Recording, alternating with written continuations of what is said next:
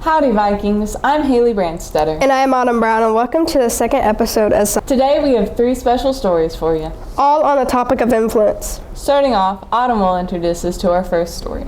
In our first story, Haley and I went to talk to Mr. Weinberg, a history teacher, psychology teacher, and a coach here at Seaman High School about the psychology of influence and wanting to fit in. Emotional and behavioral support is key throughout your childhood. We learn what is right and what is wrong. You look up to your role models and your peers. Our personality develops a lot when we are surrounded by our peers, and they have a big influence on what we do in our lives.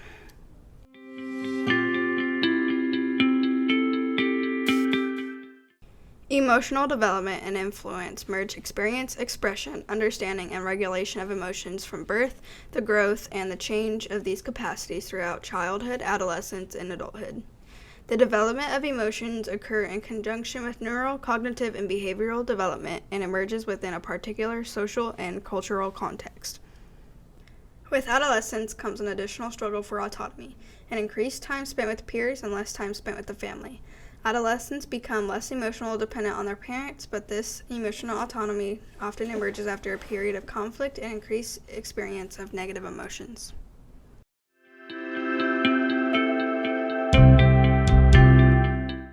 The struggle for autonomy decreases in the high school age, but the urge to fit in becomes more prominent, causing us to often seek a stable peer group as a context for emotional management. With that in mind, positive peer relationships emerge from the recognition of equality and the tendency to offer emotional support. Adolescents who are not accepted by their peer face numerous risks, including school dropout and delinquency. Romantic relationships are important in our adolescence because of the positive relationship. This is important to understand because this can show how another person can inflict different emotional responses on a different person. Exploring your identity is really important during the young ages because people who do not explore their identity are shown to have lower levels of motivation and are shown to be more apathetic.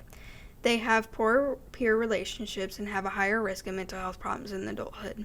Young adults who explore their identities tend to be more empathetic and are more successful at managing their emotions.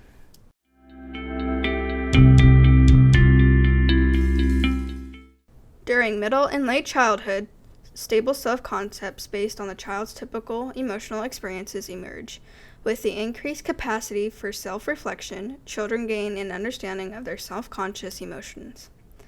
Children also learn emotional display rules as they progress through middle and late childhood. Haley and I went to go see Mr. Weinberg, a history teacher and a psychology teacher here at SHS. One of the first questions we asked was what goes on in our minds during adolescence to make us vulnerable to peer pressure. It's not just in adolescence, it's all age groups definitely succumb to peer pressure, and that's actually a lot of it has to do with our evolutionary roots and our survival instincts.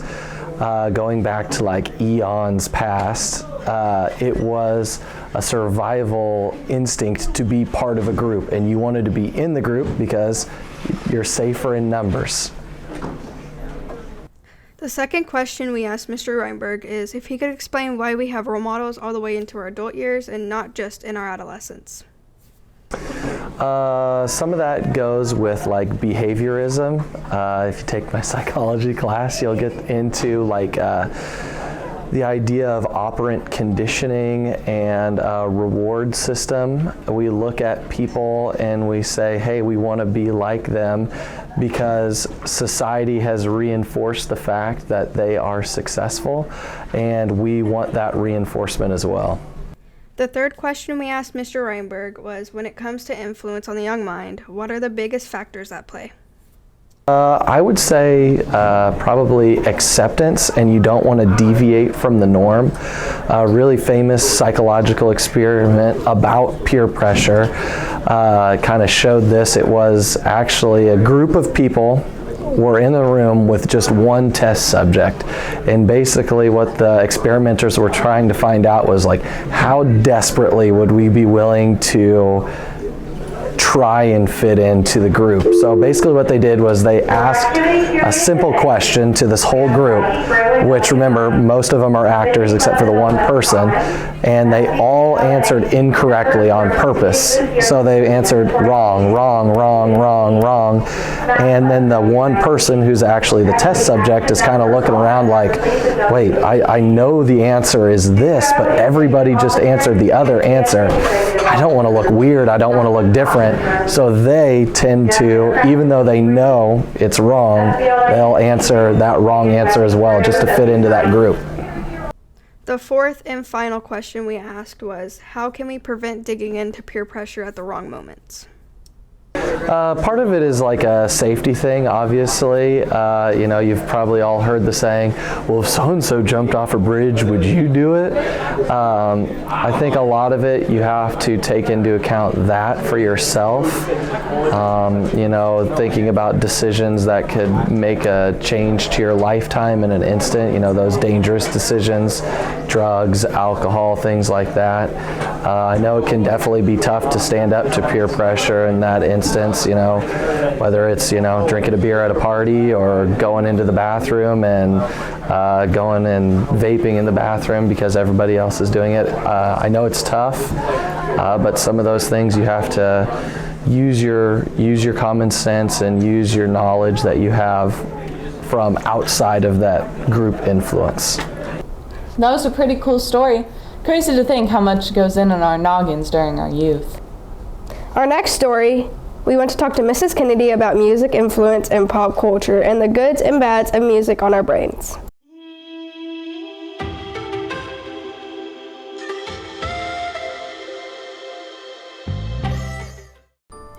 Experts say that we usually listen to the type of music that we listen to in our teens and 20s, and we generally try to avoid anything that's not from that era.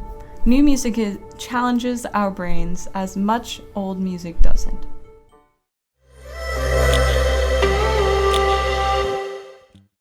Our body reacts differently to different forms of music. For example, a type of music you relax and work to could be distracting to another person. So you just gotta find what works for you. What can music do to your brain? It can change your ability to perceive time.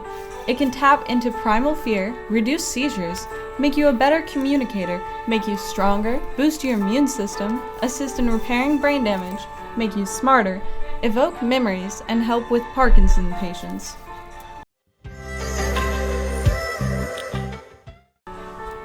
We are born with more neurons than we actually need. Typically, at the age of 8, our brain does a huge neuron dump. That's why it's easier to teach a language and music to young children.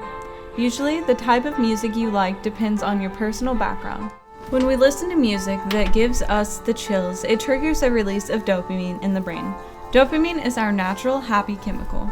Our brains love hearing music from our adolescence age because it brings back feelings and memories. Our brain develops rapidly between the ages 12 and 22. So we make connections with songs during the time. Playing music ourselves improves our memory, and you can have an advantage when learning new languages. Music helps the secretion of endorphins that help in speeding the process of healing.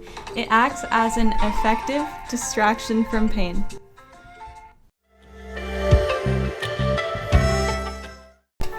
Music can fight depression because when listening to uplifting music, it can help you.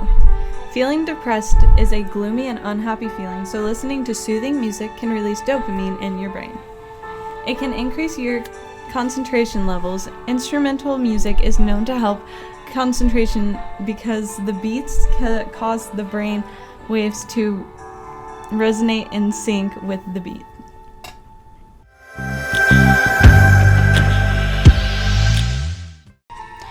Singing can have good effects on our heart, and it can provide emotional, social, and cognitive benefits.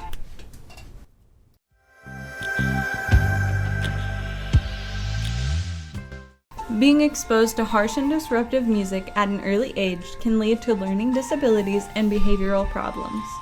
Muscles can go weak to the stopped empathetic beat and rocky music.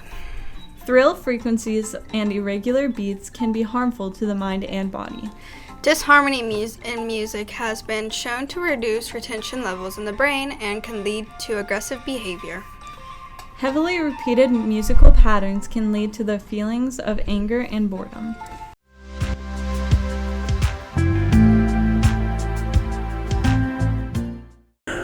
When I look at what is going on in today's music, I can definitely see a trend that rap and hip-hop influence is really, pushing forward to be the dominant presence in music styles at this moment.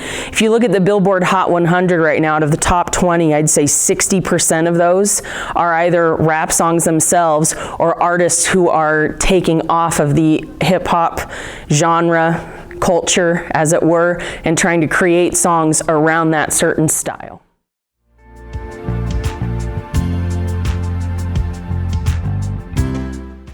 Well, it depends on the decade. So like the 20s, 30s, and 40s was really inspired by jazz and the jazz age, all the way up through the big band styles in the 1940s. Then you move into the 1950s where pop music as we know it emerged, and then finally we get a little flavor in our life with some rhythm and blues and learning from black artists as well. Then we move through the 1960s and we have influences from the Civil Rights Movement, Vietnam War, that takes us into psychedelic music, and throughout the 70s, black soul music, pop music, punk, disco, all of that kind of leads itself into where we are today.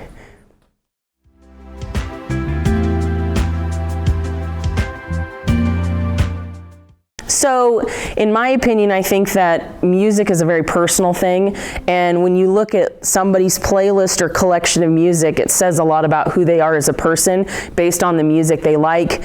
But as far as today, I feel like young kids are almost being pigeonholed into liking a certain kind of music based on what they are being influenced by in social media. I mean, you see a TikTok dance and the song that accompanies it automatically starts to trend and re-chart. And that is influential. And I personally wish that more diverse styles of music would be represented so that we can have our young kids of the time be more well-versed in different music styles and really branch out and figure out what they like personally instead of what social media and culture is telling them to like. Wow, the 1900s and early 2000s was a fiasco of jazz, rock, and pop. Now on our last story with Autumn Brown. Our last story of SAGAS Episode 2 will be about influence of social media. We want to talk to Mrs. Riley and Mr. Alexander.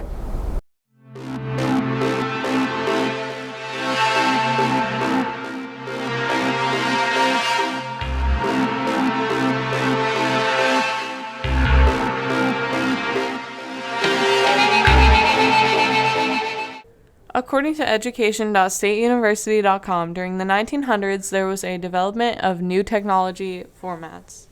This included films and movies, radios, and an increase in the use of newspapers. These were the main forms of communication and entertainment. This was very limiting for people. Children also had access to all of these, which created a new generation raised with multiple options for communication and media. This expansion of new technology expanded into the 1940s with the creation of video games, video recordings, and software internet. It didn't stop there. After those came soon the introduction of commercials. These influenced customers to gravitate towards their products by airing them to related channels. The growth of social media boosted our economy by increasing gross sales by millions of dollars just in the first year of television commercials. Another fun fact is more than 2/3 of the TVs sold were owned by families with children under the age of 12. Technologies in schools since the 1980s has improved education levels in school. Wow, it's pretty crazy how much technology has progressed in just under 100 years.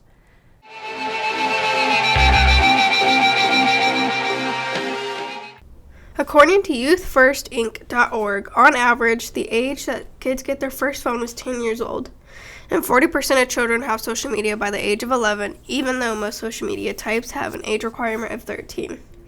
Teens may also go through different phases because of social media. They accept risky media challenges to gain likes and may also engage in negative behavior while using social media. A study has shown that social media usage has been linked to an increase in mental health problems, including low self-esteem, depression, and anxiety. We went to talk to Mr. Alexander to see what he saw in students that are influenced by social media. Should students have social media, and how can people be taken advantage of with the use of social media? Well, I do think that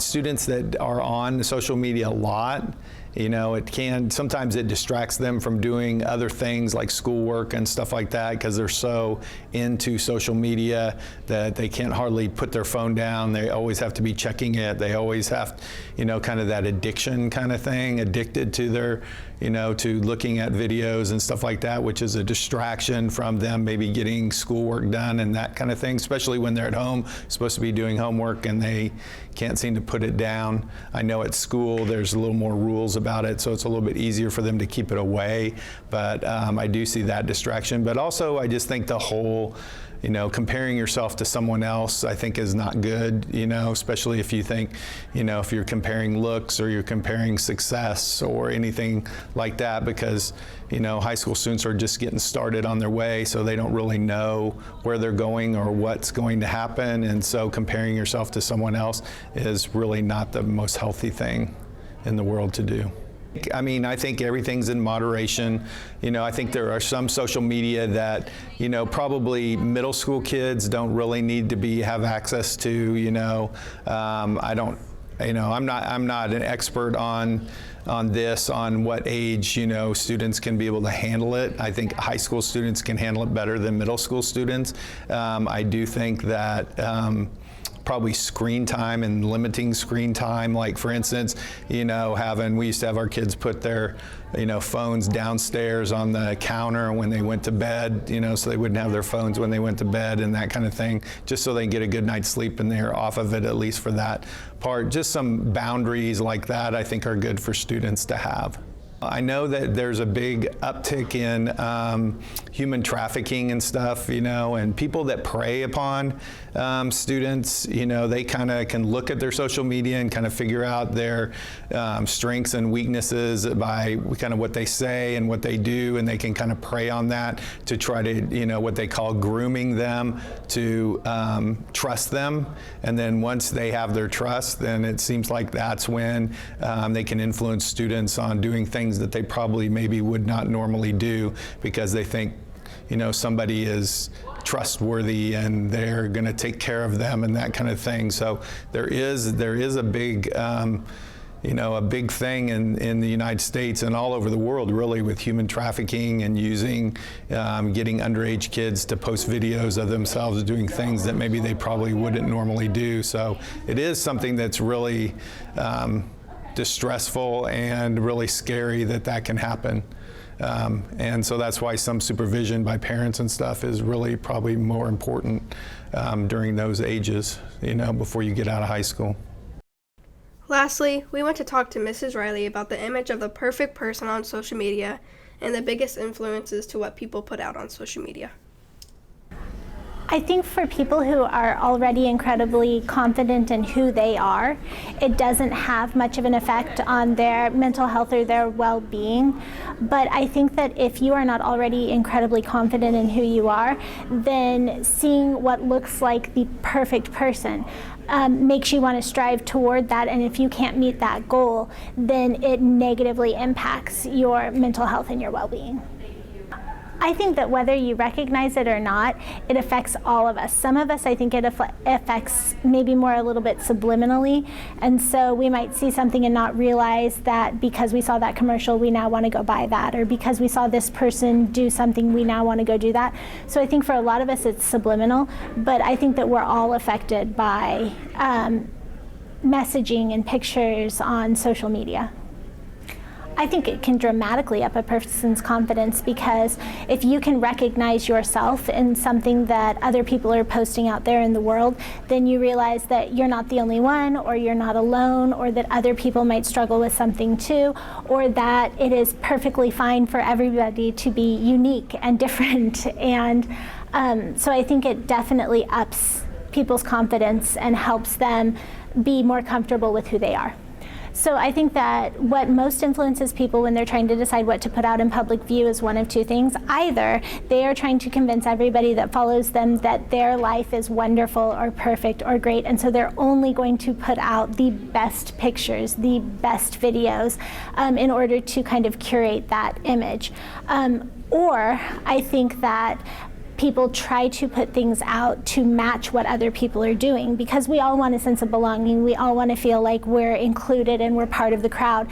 And so sometimes I think what we post is we're trying to match what other people have posted to create that sense of familiarity. I think we can all learn a lot from this episode. Social media is both a privilege and a responsibility. Thanks for tuning in to SVTV Sagas Episode 2.